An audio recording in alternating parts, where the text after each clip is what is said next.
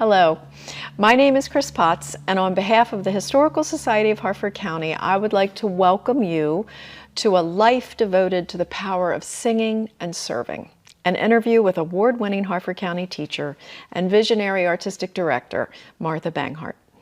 Today's pre-recorded event is part of our virtual Brown Bag Lunch series, a free series that runs on the second Tuesday of every month. You can watch today's presentation again on YouTube or by visiting us at our webpage on www.harfordhistory.org, where you will find links to our full virtual catalog of past lectures, talks, and presentations for you to enjoy. For this month's Brown Bag event, we took our video equipment on the road and met Marty Banghart in her private music studio for a discussion of her decades-long devotion to music education and the power of the choral arts. In the interview you're about to see, Marty shares memories from her 37 years in the classroom. And she explains the origins of the musical artistry and community service that has characterized both her life work and the mission of the Deer Creek Chorale, an intergenerational choir she founded that has grown to include over 80 members from the greater Baltimore area. As Marty tells us, music can take you places, and from performances overseas to conducting in Carnegie Hall, her musical adventures and humanitarian efforts have spanned the globe. And so, for today's presentation, we thought it fitting to begin in one of the worlds Marty Banghart inhabits best, standing before a choir, baton in hand, creating song.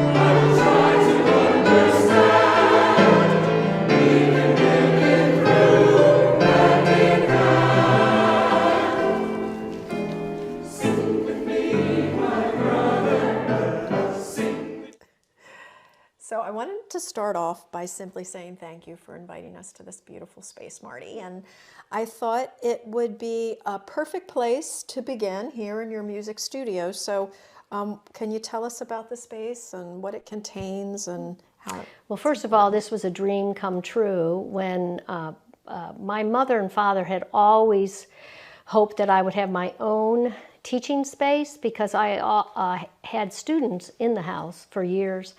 And so after they both passed away, there was a portion of the money that I inherited that was earmarked for a studio. So in 2005, we built this. My husband designed it with a cathedral ceiling so the acoustics would be fabulous, and put in a bathroom. So this also serves as a guest house. And so when I have many of my guest conductors, this is where they stay. But I also now have rehearsals here. I teach classical guitar and voice here. But the thing that's very interesting is that most of the furniture that is in the studio was Elizabeth Banghart's. And Elizabeth Banghart was my husband's father's cousin. And she was the director of public school music in Manhattan for 50 years and had a studio at Carnegie Hall. And this was the nameplate on her studio. She had 2 Steinway grand pianos. She traveled all over the world. And so she collected these music folio cabinets. So this is from Italy, and the front is all inlaid cherry. So much of the chairs, the music folio cabinets, the pictures came from her studio. And so, unfortunately, when I met my husband, she had already died, and nobody in the Banghart family was interested in music. So everything except the furniture and the Persian rugs went away, including the 2 pianos, but I did get all of her batons. And she would have the different conductors sign the batons. So those are cherished memorabilia from her. So this studio has seen a lot of activity and love and great music making, and everything in here has a story. Well, good. It's a perfect place for us. So then, I know that, let's talk about your career as a music educator. You were an educator in Harford County for 37 years, and so I wanted to ask you what drew you to music, where you studied, and what made you decide to devote so much of your professional life to teaching music? I think it all was luck, because as a kid, I was obsessed with horses. And I had horses all through my early life, but my parents, in order to keep the horse, I had to take piano lessons. So I took piano lessons, and I loved to sing. So I was in the church choir, and then I was in the madrigal group at the Elmira Free Academy in upstate New York. And then when I chose my college, I chose it for the writing program. And I went to Skidmore College, majored in English, but I took voice lessons from Virginia Wayner. And after my sophomore year, one day she just looked at me and said, "Why are you doing English when your real passion is in singing?" So I changed my major, and my parents insisted that I had something to show for my education. So I got a degree in music education, never with the intention of teaching, because that's not what I wanted to do. So then I went to graduate school at UNC in Chapel Hill. My roommate ended up to be a woman from Baltimore, and she and I became roommates, and I was getting my degree, my master's in voice performance, with the intention of going on and becoming a professional singer. And then my parents said, "No more, we're not giving you any more money." So I had a Vega station wagon. I don't know if anybody remembers those.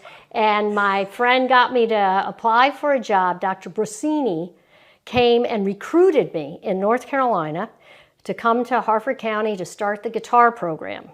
And so I was going to move up here, bought an Irish setter puppy, and Stephanie and I were going to live together in this farmhouse. And she ended up going back to UNC. I had signed a contract. I was stuck here, no place to live, didn't know anybody. And that's the beginning of my career. So I was going to stay here 1 year, and I met my husband. Oh. So the rest is history, and I found that teaching was something that I never knew that I was going to be so interested in and so fired up about. So. Okay, well, tell us about that. What are some of your fondest memories from your years teaching in the classroom? Well, there's just so many of them. I guess one of the, I taught middle school for 10 years, and I loved getting young kids excited about the choral art and classical guitar. So that was my first 10 years. I taught at Bel Air, well, what is now Southampton. It was Bel Air Middle School. And then I taught at North Harford Middle School. And I had a guitar ensemble of about 200. And I had huge choirs. And I just loved the young mind. And then I got an opportunity to go to the high school level. And things were not good there. And so I inherited one group of 15 girls and brought over my 9th graders and had to teach health and also teach guitar where much profanities had been carved on them. And so I was in the basement with a piano that didn't work. And that's how I started my career at North Harford High School in 1982. So I left a fabulous program, and I had 2 children, 2 babies, 19 months apart, every night I came home, I cried. And my husband kept saying, now listen, you did this, you can do, you can handle this. And that was when I came up with the idea of a musical review. And we had the first one, it was called The Sound of Music. We raised enough money to purchase our own new Steinway upright piano. It was used, but it doesn't matter, it worked. And that was the beginning, and then I just went from there. And when I did retire, I had 8 choirs and guitar ensemble, and it was a fabulous place to teach. Yeah, well, I remember being in the audience for some of your musical reviews, and I know how incredible they were. Yeah. So I was going to ask you, what gave you the idea to develop a review in North Harford? It came to me in a dream, actually. And I figured, first of all, I've always believed everybody's a star, no matter what. That's why I never did musicals, because they usually focus on 4 stars, 4 leads, and then the chorus is fine, but the 4 leads get most of the attention. And I wanted everybody to be a star. So I came up with this idea of taking a theme and then finding music that fit the theme, hiring a choreographer, and then the choral parents would do the costuming, the art department would do the sets. It was a whole school endeavor, but what was important, it was part of the curriculum, and we did not have after-school rehearsals, so that people in sports, people in all other activities were able to participate. So when it came to the musical review, everybody in the program was in it. And everybody was in the front row at some point. So that was why I did the review. And the other thing, we did 20 of them, and we would do 3 performances, and the matinee, Saturday, was always for a cause. We did things, March of Dimes, Habitat for Humanity, whatever. Over the years, those 20 years, we raised over $100,000 for other nonprofits around the state. So that was, I really felt like I wanted to make sure that kids knew that music wasn't just for entertainment. There was a real purpose, purposeful passion is what I call it. And I think many of my former students do still live in an environment where they give back. At least I hope so. Well, and what I remember about it was that it was a big community event.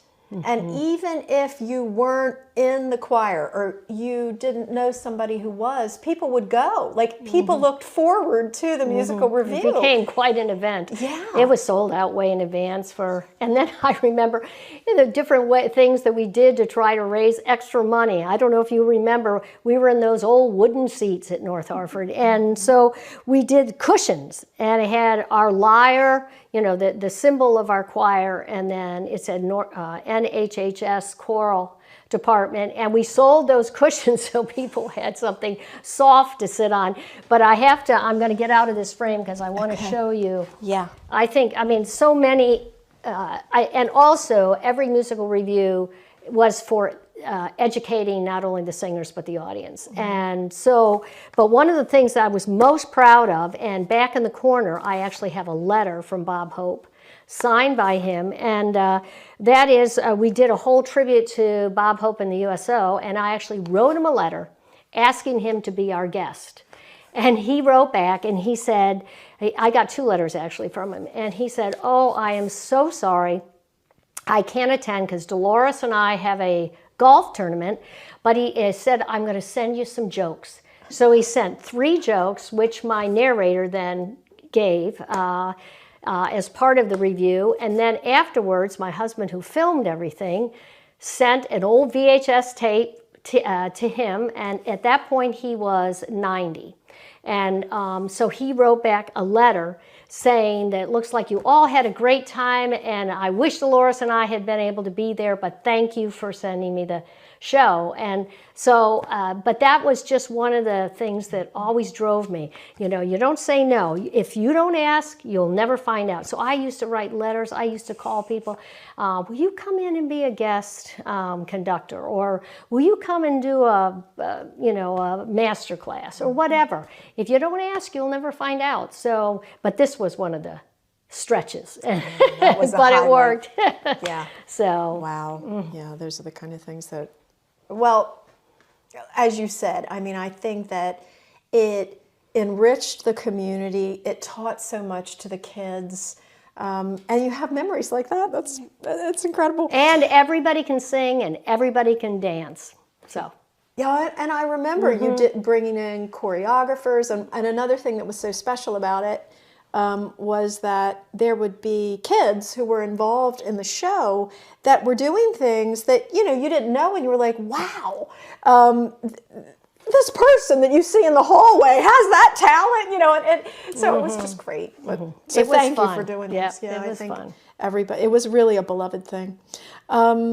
Now, I wanted to make sure I asked you this. Have those musical reviews continued? And what about the guitar program you started? Is that still ongoing? everything is in a different, everybody that comes, the new teachers, whatever, they have their own, way to do things. So the musical reviews ended. Okay. And now they do at North Harford, as many high schools, they do full-fledged musicals, and they've done some really great stuff. Okay. So, the review is pretty much. It was. It was after it that had its 20th year. moment. It Wow. had its moment, right? And what about the guitar program? How's that changed? I don't think. I taught classical guitar, so my guitar ensemble from North Harford. They were recorded. They were on MPTV. They went to Ocean City for a big conference we did. They were incredible, and many of my guitar students from over the years are still in it, and really doing well and making a living on playing weddings, or not just weddings, classical guitar. Or one girl, Hannah Standiford, it plays Indonesian stringed instruments and is getting her doctorate now at University of Pittsburgh. So it's very fun to follow some of these kids. And I have to say, as much as I don't like social media, Facebook has connected me with these former students of mine that just blow my mind. It's fun to watch them, to think that I have right now a former student of mine in the Deer Creek Chorale who's, I'm not going to say his name, but he actually is 60. So he was in my very first class in Bel Air in 6th grade, and I was a first year teacher. And but so it's just really fun to follow and I am not teaching people's grandchildren yet, but I have a feeling that's going to happen maybe before too long. Oh, well, I hope so, because your teaching is truly something. So, all right. Well, you mentioned the Deer Creek Chorale. Let's talk about that. You founded that group in 2007. Well, actually, it became the Deer Creek Chorale in 2007. What happened was I was going to retire in 2004, and that wasn't to be, because one of my students, I had her since 4th grade, and she was about ready to go into high school. And I was going to retire in 2004, and her mother had cancer. And I will never forget, her mom called me and said, my daughter can't lose both of us. So I decided that I would work another 4 years until she graduated. But the reason why I wanted to retire is because that was when they redid North Harford. So I was moved into we called them learning cottage. So in this small trailer, I had as many as 55 kids in there.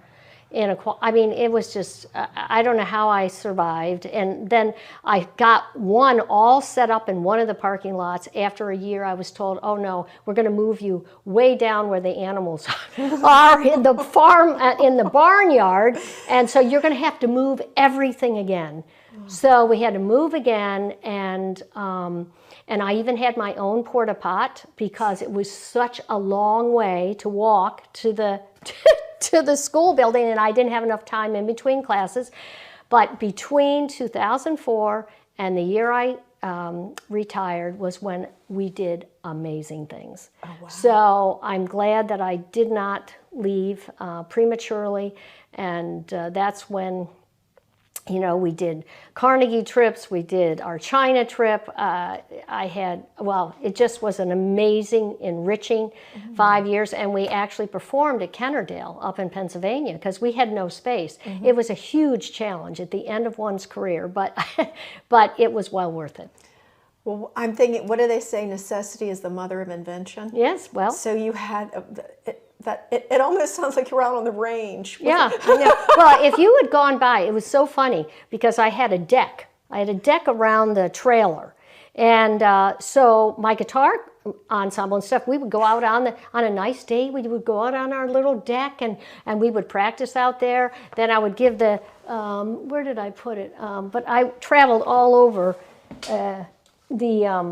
not only all over the world, but all over the North Harford campus with this pitch pipe. And actually every kid in my a cappella choir had a pitch pipe. And so I would send them outside in little groups to practice their music, and then they would come back and we would sing it together. So actually, to tell you the truth, it was, we did invent a lot of different ways to do it, but it actually turned out to be a hoot. Yeah. Yeah. Could you tell us how a pitch pipe is used? Well, I mean, that's your first note, and then we would go through our solfege, do, mi, so, mi, do, go through all the patterns. Then they could look at the music, figure out, oh, that is where the note starts, and then they could practice from there.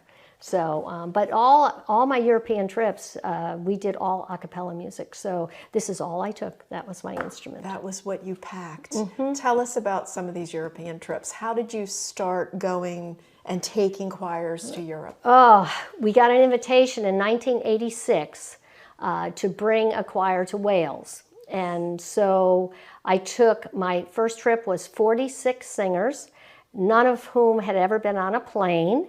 And we went to Wales, and that is where we did an exchange with Oakdale Youth Choir, the director being Nigel Jones, who he and his wife have become very, very good friends, and we've actually done 27 trips with them since. Not all choral trips, but so we had a phenomenal experience, sang in St. David's Hall, made tons of friends. They came over here, and we hosted them, and we went back and forth about 3 different times. But we altogether took 8 trips. We did the Czech Republic and sang in Prague and Austria, St. Stephen's in Vienna, and Salzburg, and then we went to Italy and we sang at the Pope's Mass at the Vatican, and then I mean, there's just many. Oh, I guess one of the highlights is we competed at the International Eisteddfod in Wales in 2003, and then in between a lot we would go to Carnegie often. I think I think I've done it 8 times now with different choirs, and then every 4 years we would do the Messiah in all different places around Maryland.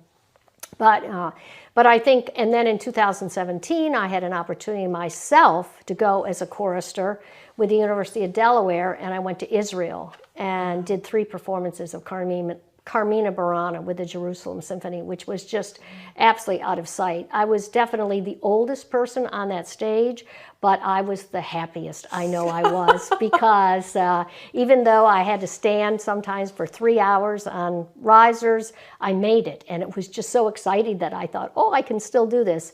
But the biggie was 2008 when we took 83 to China, and it was right before the Olympics. And we sang Carmina Burana with the Beijing Philharmonic, and on I have tons of memorabilia from that trip. But that was probably the biggest challenge and accomplishment of my international tripping, I guess is what I want to say. So. What do you think those trips gave to the people that participated in them? Well, certainly a change of scenery, a change of culture, language. it's, living in Harford County is pretty isolating, and there's a whole world out there, and that's what's so incredible about music. I've always told my students, music takes you places where nobody else gets to go. And I mean, we used to sing for, Orioles and football teams, soccer games, all, the national anthem. And, but you would just go to places that nobody else was allowed to go. And going on all these trips, it just widens your outlook, and you meet people that you would not normally meet. And so, and the foods, I mean, everything is a different experience. So, but it was the music making. I mean, music, no matter where you are, it's the international language. So it didn't matter if you were singing in German or Swedish or English. The music all was the same printed language. And so being with folks that are so, that you can't even communicate speaking wise, you can communicate through the music. And you're still communicating with all the work you're doing with Deer Creek. So tell us, so you got the idea. Oh, I got off the tangent. No, that's right. it was a beautiful. It was an international tangent. Yes. Don't apologize for it. I was enjoying it immensely. Oh, okay. You were taking me there. Yeah. Well, what happened was when I had these plans to retire, I definitely wanted to stay involved in the choral arts. So that's when I went to Duke Thompson, who taught, who had started and still does the Maryland Conservatory of Music. And at that time, it met over behind John Carroll at the place back. I don't know if it was a nunnery or whatever. So he asked me if I wanted to start a choir. So in 2000, in the second half of 2005, they promoted it, and I started a choir with 12 people. So we met in this room, and we gave our first concert at the Bel Air Country Club. We did a medley from Porgy and Bess. Then in 2006, it went from 12 to 40. And the room was small, had very little lighting, and every Wednesday night when we used to practice, there was a bagpiper outside blowing his bagpipe, and it was not the best conditions for having a choir, and so we literally outgrew it. Yeah. So then in 2007, we applied for nonprofit status, and my friend Louise Ballard came up with the name Deer Creek Chorale, because she said that's what we identify with. Deer Creek's in our backyard, and so it started formally, that name, in 2007, and we rehearsed for 2 years at North Harford, and then we now rehearse at Bethel Presbyterian Church. And it's really grown and developed. Oh my. It started with one choir, non-auditioned. We now have, like this year, we have 72 registered singers from the ages of 15 to 84. Then we have a chamber choir of 18. I started an a cappella small women's group called the Lady Six during the pandemic. And we started 5 years ago a youth choir program, and Julie Collada is amazing, and she has built that program. So now we have two, the younger and the older kids in the youth choir. So altogether now we have 5 choirs, and we rehearse, the adults rehearse Tuesdays, the smaller, the chamber choir and the Lady Six rehearse here, and then the youth choir rehearses on Thursday at Bethel. So it is just taken on a life of its own. You've said, I've heard you say, that the choral arts has the power to change lives. So I wanted to ask you what you meant by that. Well, first of all, it's one of the healthiest things you can do for yourself, especially as we age. And that all the statistics, all the research is out there, because it has to do with breath, posture, relationships. There's just so many pluses. And they've done, Chorus America, I belong to a lot of professional music organizations, and Chorus America did a survey. And it is amazing that choral singers, they have a 80% vote. I mean, you go through all the things that you can think of. They have less colds, they have less trips to the hospital, they have a much healthier mental health. I mean, it's all there statistically. But more than that, I think it gives people an amazing sense of self.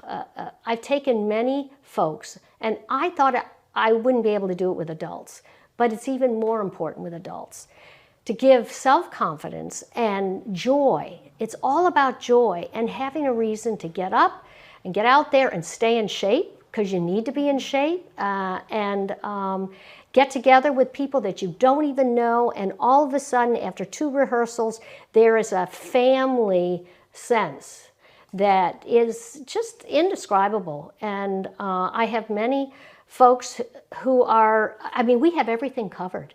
I mean, if you need to go to the doctor, or you need to go to the psychiatrist, or if you need to get married, or if you need to have, whatever, we have, you need to buy a house, you need to find a husband. We have it all in the choir, and quite a few have happened. We've had some marriages out of there, and we have nurses. I mean, we have it all covered. And that it's an amazing networking, but it's healthy, and people come in on a Tuesday night. Most of them are working folks, and some of them come from an hour and a half away. They're tired, and they don't, okay, I struggle to get here. After 2 hours of hard work, they go out energized and feeling like they could, tackle the world. So it's if you've never done it, it's something that I highly recommend, and it doesn't matter how old or young you are. It doesn't matter. And folks like you who say they can't sing, I don't believe it for a minute. Anybody who can speak can sing. Okay. Well, and I can see the joy of it when you talk about it. So I think that's it's infectious. Yeah. It really is. Yeah. Yep.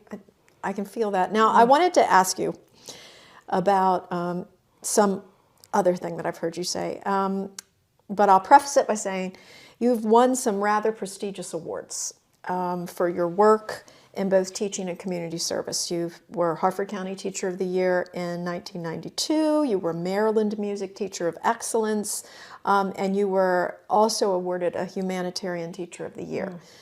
The dual mission of Deer Creek Chorale is artistry and service. So I wanted to give you the opportunity to explain that combination in your own work and life.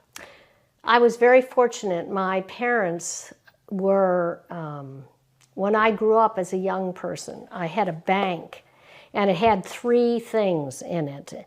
And one spot was the money that if I, throw my allowance and what I earned, one spot would go toward the church.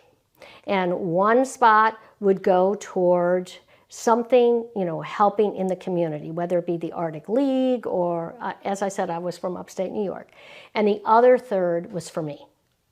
And that was what I used for my horses. And I had to pay for pretty much everything when it came to my animals. So I was always brought up with this giving moral fiber, I guess is what you would want to say. And my dad always said, what is the purpose of collecting wealth? The privilege is to be able to give it away. So that was just how I grew up. So that's what I did in my teaching career in high school, and I've continued that with Deer Creek. So every year we adopt a nonprofit that we can actually physically give time. We can't give money because we need the money to continue. So what we do, like for instance, we helped build a house for Habitat for Humanity. We did Project Cure, where we did over 500 kits for kids, and they were sent to Africa. This time, excuse me, I'm leaving the frame.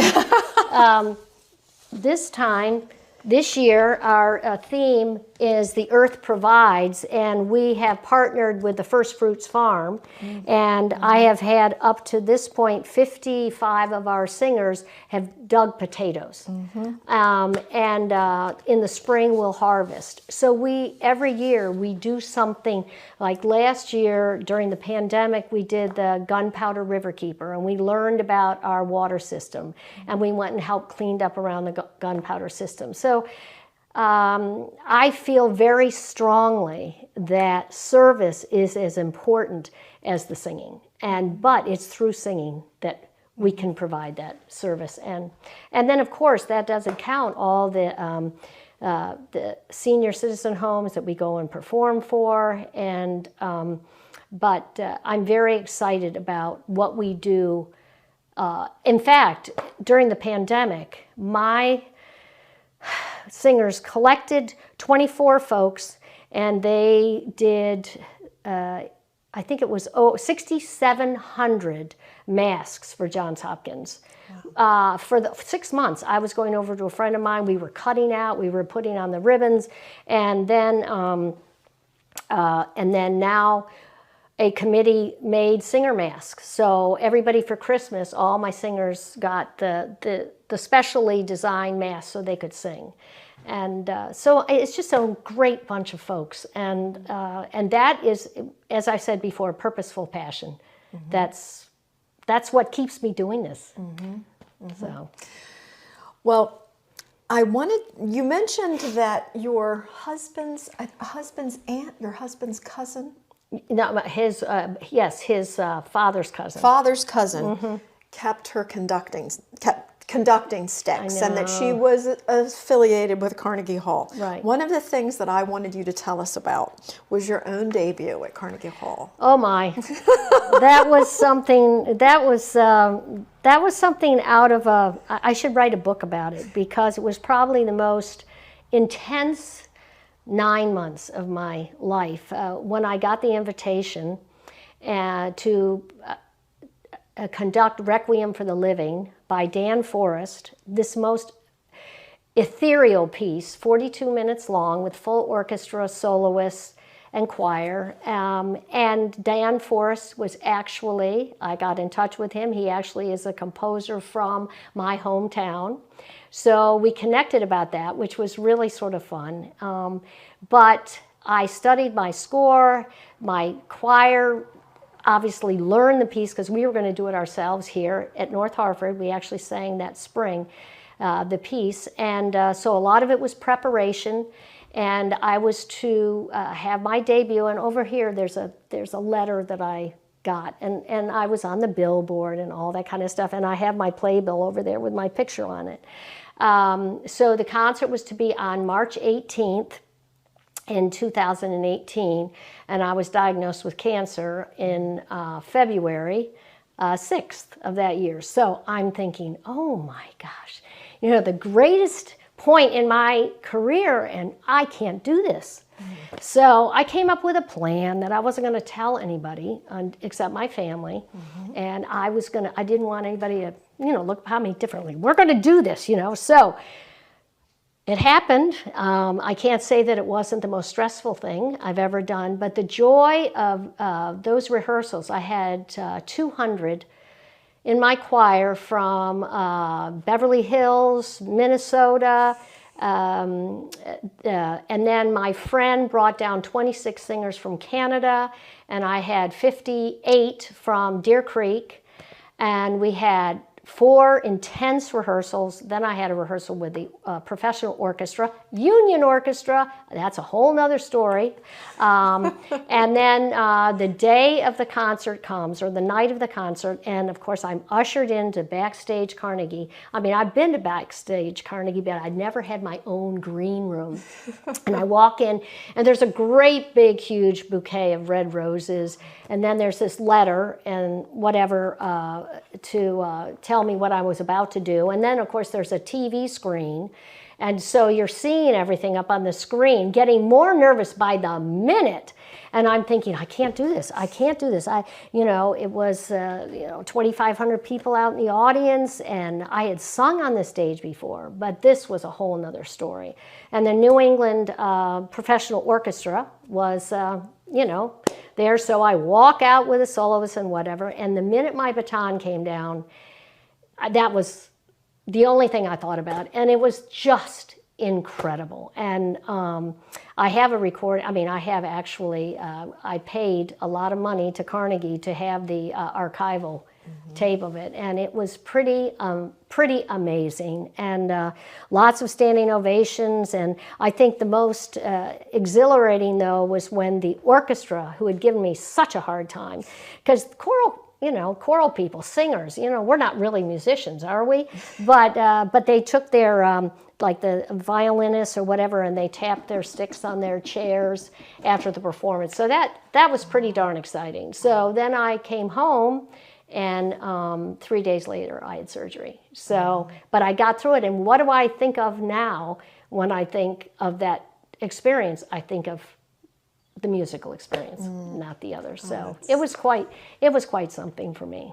That is incredible. And we have the picture of you conducting. So that's that we have for the viewers to see. So, well, where will you be conducting next? Well, we have our big concert. This is the push, everybody. No, we have this year. I decided, because of the pandemic, we are in-person rehearsals. So we are going to give one in-person concert on November 21st. The Earth Provides is the name. Preston Hutt, a local treasure, he did tune pianos for the whole county for years, and is a composer and a restorer of pianos. He wrote a piece for us called The Earth Provides. So we will be premiering that, and he will be there conducting it. And then everything has to do with The Earth Provides. So there's some absolutely fantastic music. The kids will be involved. And so tickets go on sale November 1st on our website, deercreekchorale.org. And it will be at St. Ignatius Catholic Church in Hickory. And we are so pleased because it does seat 1,000.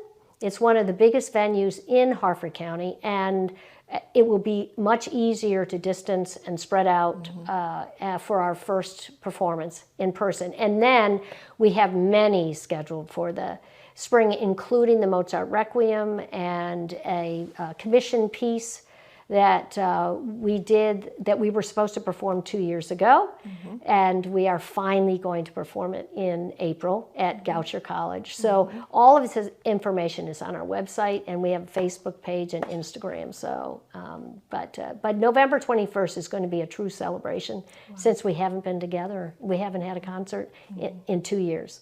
So. And you'll be helping the Historical Society in March put together a performance of Women in Music. Yes. So we're extremely excited about that. Well, I want to thank you, Marty. It's been such a pleasure visiting with you today in your studio and learning about the many years you've devoted to bringing music and art and service to the life of Harford County. And I want to thank you for that. Oh, well, Sincerely. thank you. This has been a really wonderful opportunity for me to go down memory lane and to relive some of those fabulous experiences. And I don't regret 1 minute in my teaching career, and I'm very blessed to still be able to be doing this with so many of my former students, which makes it exciting. Me being one. I know, that's the big challenge. Thanks to everyone who joined us today for a life devoted to the power of singing and service. On behalf of all of us here at the Historical Society, I want to express our deep appreciation to George Harrison, who filmed and edited today's presentation, to Bill Walden for producing today's event, and to Marty Banghart for sharing her stories and wonderful music. If you have enjoyed today's presentation, please consider making a donation or becoming a member. You can do both of those things by visiting our website at www.harfordhistory.org. And now, we would like to end today's presentation as we began it, with a recording of Marty Banghart conducting the Deer Creek Chorale. Our introductory sample was from a 2021 recording of Wake Me a Song, and the clip we will play for you now is from a 2019 performance of Look at the World. Both pieces can be heard in full on YouTube. Thanks so much for joining us, and we'll see you next time.